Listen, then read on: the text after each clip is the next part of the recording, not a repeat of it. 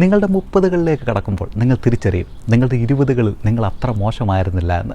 നിങ്ങൾ വിഷമിച്ചതുപോലെ നിങ്ങളുടെ ശരീരവും മുടിയും നിറവും ഒന്നും അത്ര കുഴപ്പമുള്ളതായിരുന്നില്ല എന്ന്.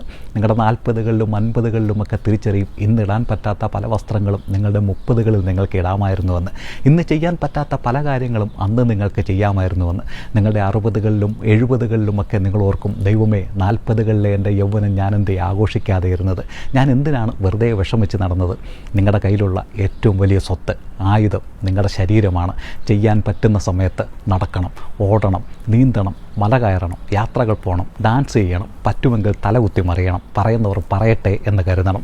വണ്ണം കൂടിപ്പോയെന്ന്, മുടി കുറഞ്ഞു പോയെന്ന്, സൗന്ദര്യമില്ലെന്നൊക്കെ നിങ്ങൾ വിഷമിക്കുന്നുണ്ടെങ്കിൽ ഒരു കാര്യം ഓർത്തു വെച്ചോ, ഒരു 20 വർഷം കഴിഞ്ഞുള്ള നിങ്ങളെക്കാൾ നിങ്ങളിന്ന് സ്മാർട്ടാണ്, സുന്ദരനാണ്, സുന്ദരിയാണ്. അത് തിരിച്ചറിയണം, അത് ആസ്വദിക്കണം, അത് ഉപയോഗിക്കണം. ഇന്ന് നിങ്ങളത് ചെയ്തില്ലെങ്കിൽ നാളെ ഒരു പക്ഷേ അതോർത്ത് വിഷമിക്കേണ്ടി വരും.